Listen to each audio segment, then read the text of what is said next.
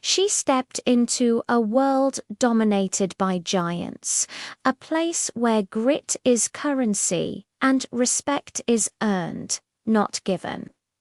This wasn't just any field, it was the elite tier of special operations, a brotherhood forged in the toughest conditions imaginable. Her name was spoken in hushed tones at first, a mix of curiosity and skepticism.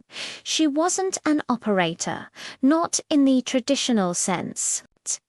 She was a quiet professional, an analyst, a linguist, a specialist whose weapon was her mind. When she first arrived, the skepticism was palpable. The operators, men who had seen it all, were a closed circle. They moved with a purpose and an intensity that could be intimidating. They communicated in clipped sentences and shared glances that spoke volumes. How could an outsider, especially one who didn't carry a rifle into the fight, possibly understand their world? They were polite, professional, but distant. She was an unknown variable in a world that thrived on certainty.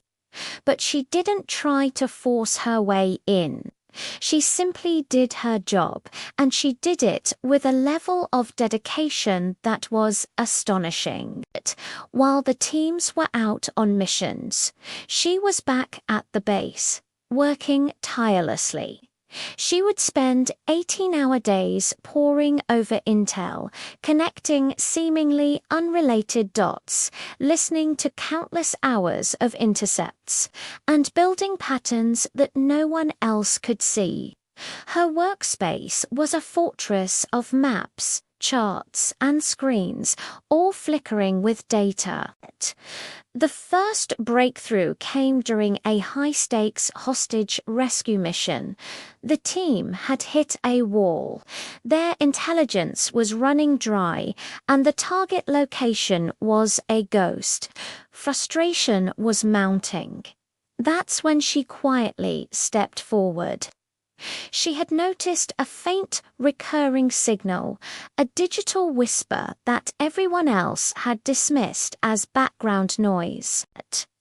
She traced it, cross-referenced it with satellite imagery and old reports, and pinpointed a new, unlisted compound.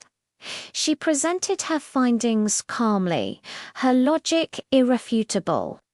The team was hesitant, but they were out of options. They trusted her analysis and launched the assault. It was exactly as she'd described. The hostages were there, and the mission was a success. When they returned, something had shifted. The usual post-mission debrief had a different energy. The team leader walked over to her desk, looked her straight in the eye, and simply said, "Good work."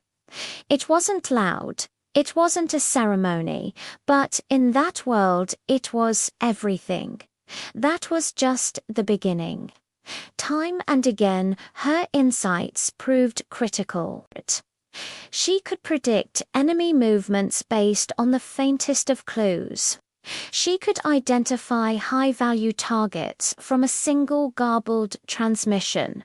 She wasn't just supporting them. She was a force multiplier. She saved lives, not with a gun, but with her intellect and relentless work ethic.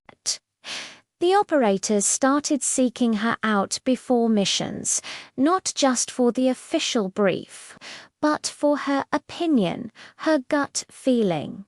They learned that her intuition was as sharp as any blade. She never boasted. She never said, "I told you so." She just continued to work, fueled by a deep sense of purpose. The quiet respect she earned wasn't just about her skills. It was about her character. it. She understood their world without ever having to walk a mile in their boots. She became part of the team, an indispensable gear in the complex machinery of special operations. Her legacy wasn't written in after-action reports. It was etched in the quiet nods of acknowledgement from the world's most elite warriors. She had earned their trust, the highest honor they could bestow. Thanks for watching. If you enjoyed this story, make sure to like, subscribe, and hit that notification bell for more content just like this. See you in the next one.